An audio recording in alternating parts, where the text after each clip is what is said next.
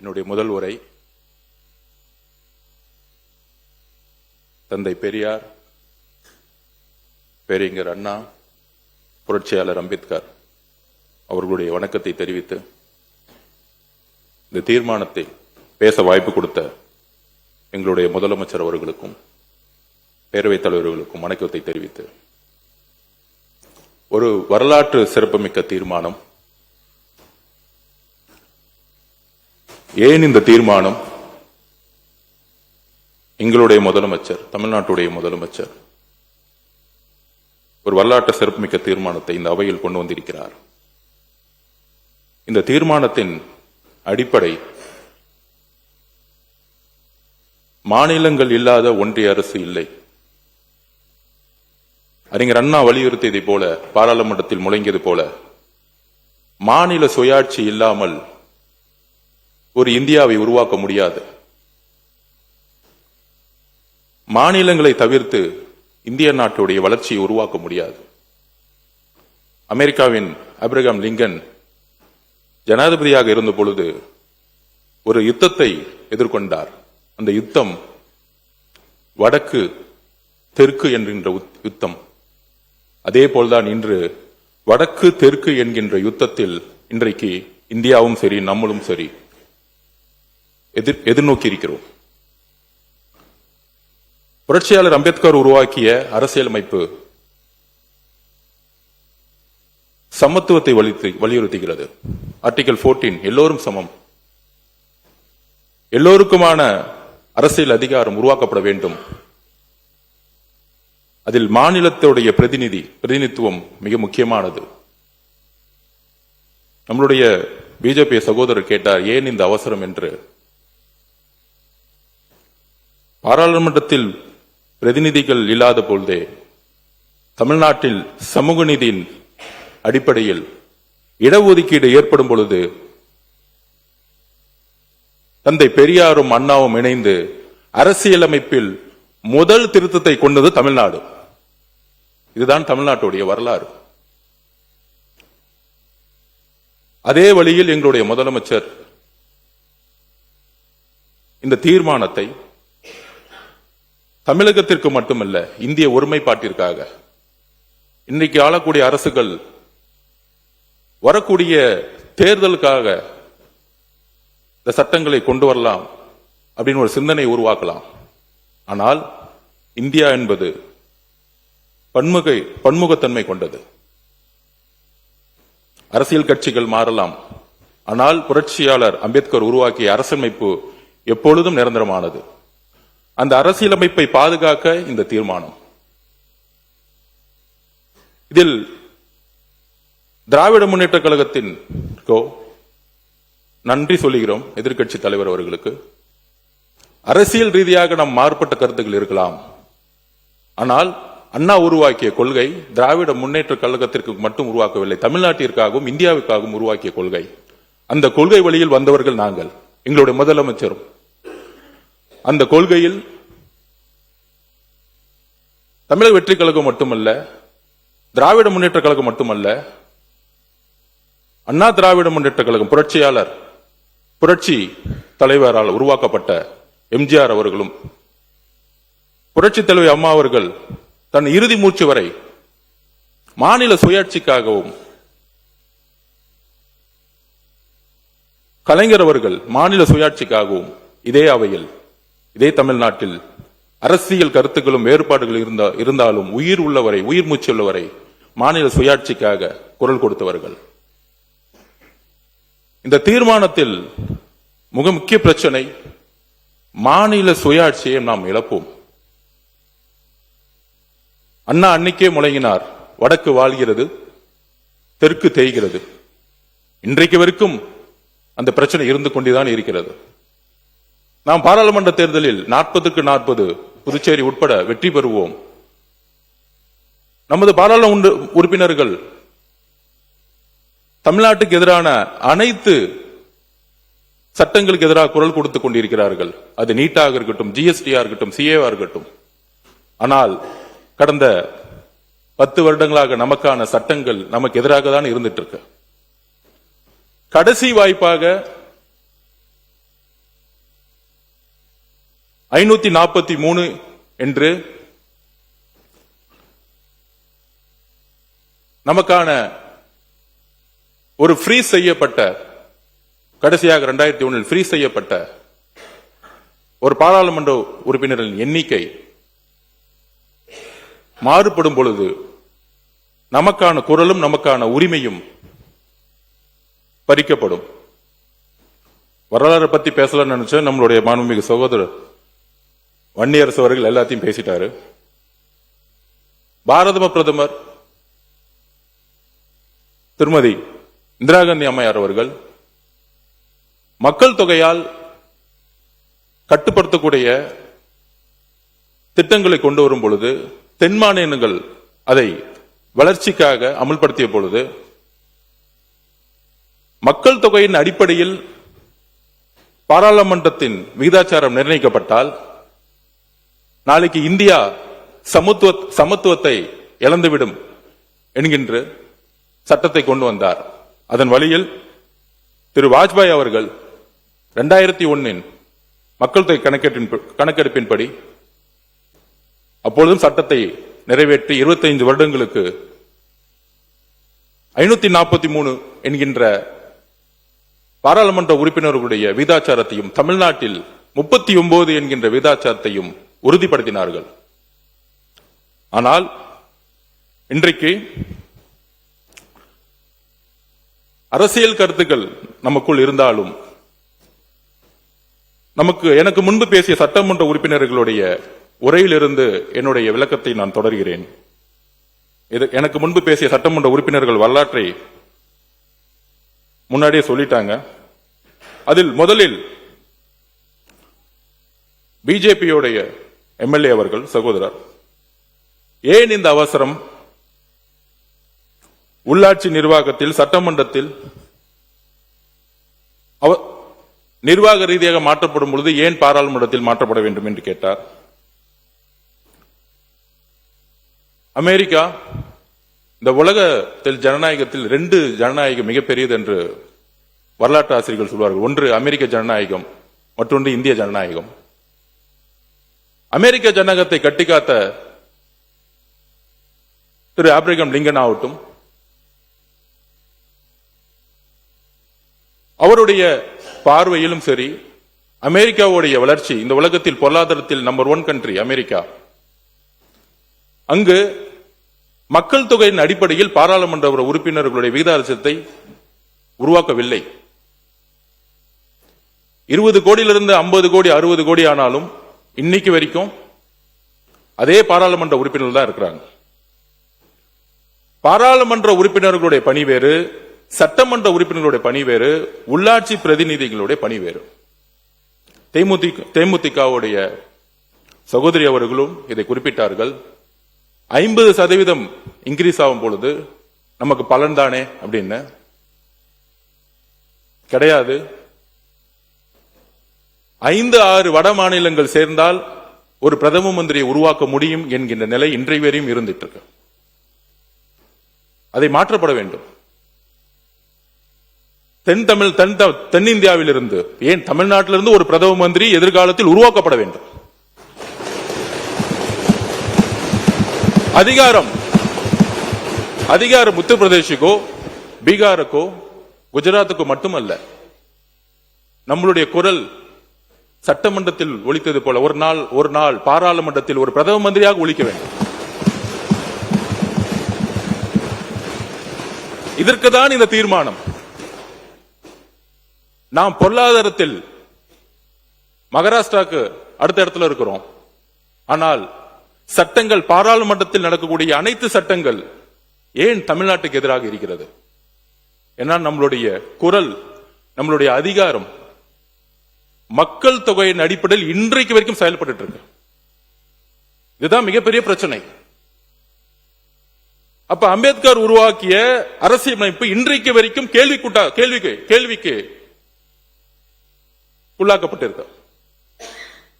அப்ப இன்றைக்கு 3 வழி இருக்கு. முதலில்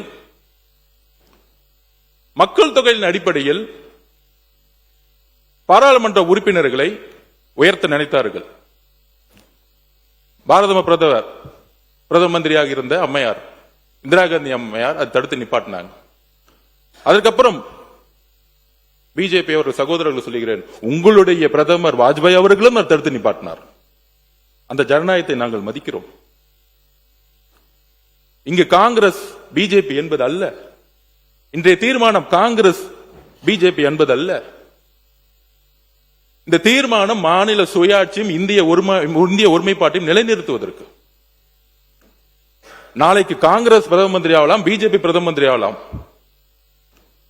பிஜேபி இருக்கக்கூடிய சட்டமன்ற உறுப்பினர் அவர்களுக்கு உங்களுடைய வழியிலிருந்தே சொல்லுகிறேன், நீங்கள் எந்திரித்து குரல் கொடுக்கிறீர்கள். 234 பேர் அவையில் இருக்கக்கூடிய ஒருவர் நீங்கள் குரல் கொடுக்கிறீர்கள். உங்களுடைய குரல் எங்கும் கேட்கவில்லை. உங்களுடைய வழி அது. இதே வழி நாளை தமிழ்நாட்டில் ஏற்படக்கூடாது. பாராளுமன்றத்தில் தமிழ்நாட்டுக்கு ஏற்படக்கூடாது, தென்னிந்திய மாநிலத்துக்கு ஏற்படக்கூடாது. நீங்கள் பிஜேபி இருந்தாலும் ஒரு தமிழராக உணருங்கள். இந்த தீர்மானம் எதற்கு என்று அரசியலுக்கு அப்பாற்பட்டு சிந்திக்க வேண்டும். அண்ணா அவர்களும் பெரியார் அவர்களும் புரட்சியாளர் அம்பேத்கரும் அரசியல் கட்சிக்கு அப்பாற்பட்டு இந்தியா என்கின்ற ஒரு நாட்டிற்கும் தமிழ்நாட்டிற்காகவும் சிந்தித்தார்கள். தேர்தல் காலங்களில் வெற்றி பெறுவதற்காக நாம் பல்வேறு அரசியல் களத்தில் நாம் சண்டையிடலாம். ஆனால் இந்த தீர்மானம் நீட்டை விட முக்கியமான ஒரு தீர்மானம். ஏனால் அந்த நீட்டை கொண்டு வரப்படுவதே பாராளுமன்றத்தில் அதிகப்படியான பெரும்பான்மை இருப்பதனால். யோசிச்சு பாருங்கள், நமக்கு 100 எம்பி இருந்தா நீட் கொண்டு வரப்பட முடியுமா? ஜிஎஸ்டி கொண்டு வர முடியுமா? கொண்டு வர முடியாது. அப்ப தேமுதிகவுடைய சகோதரி சட்டமன்ற உறுப்பினர் ஆகட்டும், பிஜேபி இருக்கக்கூடிய சகோதரர் ஆகட்டும், பிஎம்கேயோட சகோதரர் ஆகட்டும், பாராளுமன்ற உறுப்பினர்களுடைய பணி சட்டத்தை இயற்றுவது. பாராளுமன்ற உறுப்பினர்களுடைய பணி உள்ளாட்சித்துறையுடைய பிரதிநிதிக்கான பணி கிடையாது. சட்டமன்ற உறுப்பினருக்கான பணி கிடையாது. 20 லட்சம் 30 லட்சம் 50 லட்சம் ஆனாலும் அமெரிக்காவில் பாராளுமன்ற உறுப்பினர்கள் எண்ணிக்கையை மாற்றுவதில்லை. இந்தியாவில் உலகத்திலேயே அதிகமான பொருளாதார வலிமையை உருவாக்கியது அமெரிக்கா. ஜனநாயகத்தை உருவாக்கிய அமெரிக்கா. ஜுடிஷியல் சிஸ்டம் டிரான்ஸ்பரன்சி உருவாக்கியது அமெரிக்கா. இதைதான் புரட்சியாளர் அம்பேத்கர் அரசியலமைப்பை எழுதும் பொழுது உறுதியாக சொன்னார். எல்லோரும் சமங்கின்ற ஒரு அரசியலமைப்பை உருவாக்கிய பொழுது அந்த சமத்துவத்தை உடைக்கக்கூடிய ஒரு சட்டமாகவும் வரக்கூடிய ஆபத்து இருப்பதனால்தான் இதை எந்த கருத்து வேறுபடும். திரு மு.க. ஸ்டாலின் அவர்கள் இதில் உடன்படுகிறதா அந்த முதல் குரல் கொடுத்தார். அதில் எந்த வேறுபாடும் கிடையாது. அதில் நாங்கள் ஆதரிக்கிறோம். ஆனால் 2026 ஏப்ரலில் அவங்க சொன்ன ப்ரொபோர்ஷனேட் ஃபர்ஸ்ட் பாப்புலேஷன் அடிப்படையில் நம்ம எதிர்த்தோம். அதுக்கப்புறம் நம்மளுடைய தமிழ்நாடு 7.18 அப்படிங்கிற ப்ரொபோர்ஷனேட் விகிதாச்சாரம் குறையக்கூடாது, விகிதாச்சாரம் உயர்ந்தால் வரவேற்கலாமா அப்படிங்கின்ற ஒரு குரல் வந்தது. அதையும் திராவிட முன்னேற்ற கழகத்துடைய திரு மு.க. ஸ்டாலின் கடுமையாக எதிர்த்தார். அதில் நாங்கள் அதான் சொல்றேன், எல்லா முதலமைச்சரும் இல்ல, இந்த பிரச்சனை இப்பதான் வந்துச்சு, அதுக்காக சொல்றோம். இந்த 2 வருஷமா தான் இந்த பிரச்சனை. ஓகே, முன்னாள் முதலமைச்சர் அவர்கள் திரு மு.க. ஸ்டாலின் அவர்கள் கடுமையாக எதிர்த்தார். திமுக எதிர்த்தது. எங்களுடைய தலைவரும் 2025 ஆண்டிலிருந்து இதுவரை 3 அறிக்கை கொடுத்திருக்கிறார். நாங்களும் எதிர்க்கிறோம். ஏன்னா இது அண்ணாவுடைய கொள்கை. அப்படி இருக்கும் பொழுது இப்பொழுது ஏன் இந்த பிரச்சனை அப்படின்னா, புதிதாக ஒரு பிரச்சனை 50% மாநிலங்களுக்கு கொடுக்கலாம் அப்படிங்கிற ஒரு கருத்து வருது. அந்த 50% இந்தியாவில் உள்ள எல்லா மாநிலங்களுக்கும் கொடுக்கப்பட்டால் பாராளுமன்ற உறுப்பினருடைய பிரதிநிதித்துவம் அதிகமாவதே, தமிழ்நாட்டுக்கு அதிகமாவதே அப்படிங்கின்ற ஒரு குரல்.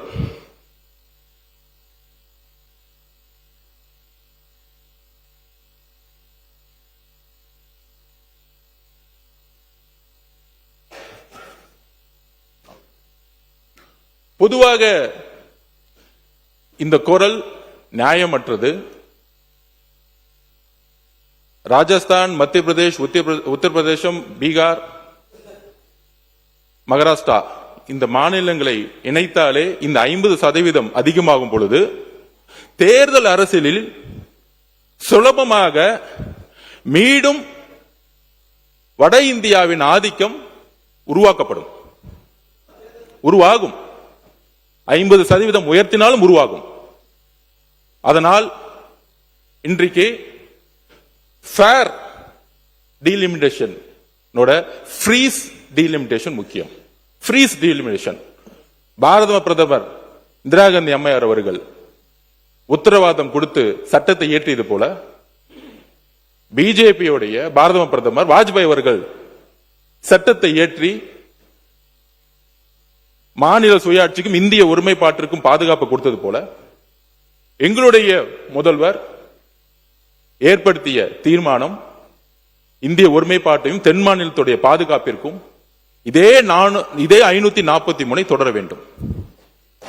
இதுதான் எந்த வழி வந்தாலும் அது மக்கள் தொகையின் அடிப்படையிலேயோ இல்ல விகிதாச்சார மாற்றத்தின் அடிப்படையிலேயோ எல்லோருக்கும் சமமான விகிதாச்சாரம் என்று கொடுக்குவோம் என்ற உத்தரவாதம் இருந்தாலோ இல்லை 50% அதிகமான எண்ணிக்கை கொடுத்தாலோ அது நமக்கு தேவையில்லை. தமிழ்நாட்டிலிருந்து மக்கள் கிட்ட இதுவரைக்கும் எந்த விதமான குரல் உருவாகவில்லை. அதிகமான பாராளுமன்ற உறுப்பினர்கள் வேண்டும். இதுவரைக்கும் மக்கள் எந்த இடத்திலும் போராட்டமோ இல்ல தேவை ஏற்பட்டது கிடையாது.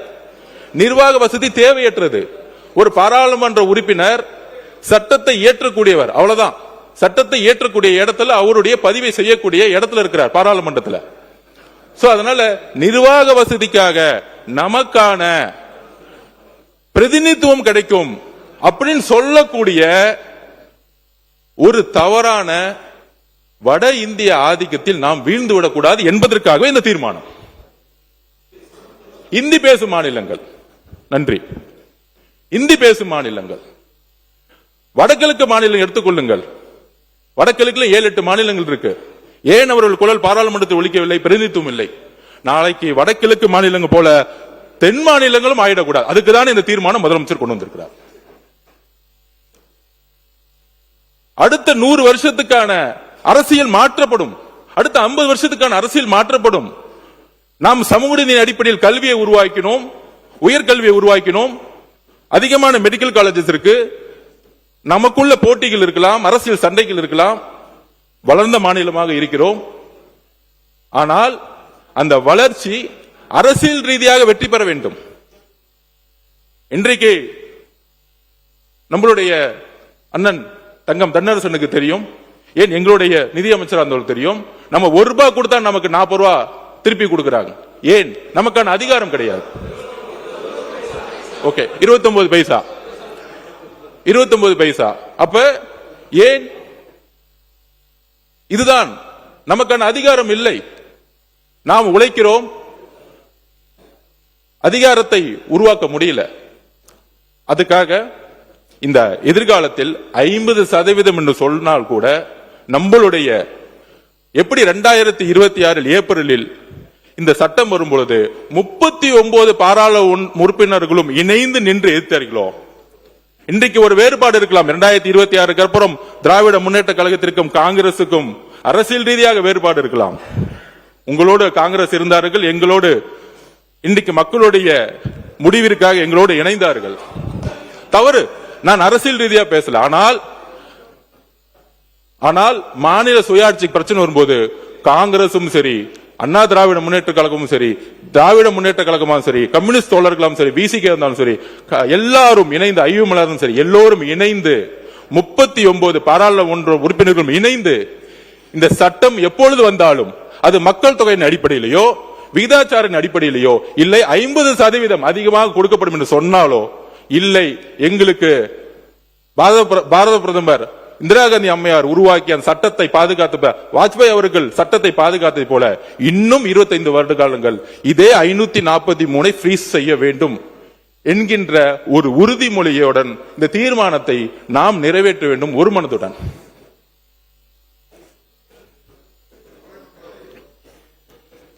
மன்னவர்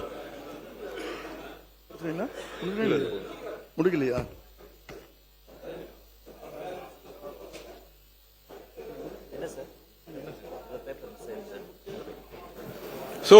மாண்புமிகு பொதுப்பணித்துறை அமைச்சர், இதுதான் எங்களுடைய தீர்மானம்.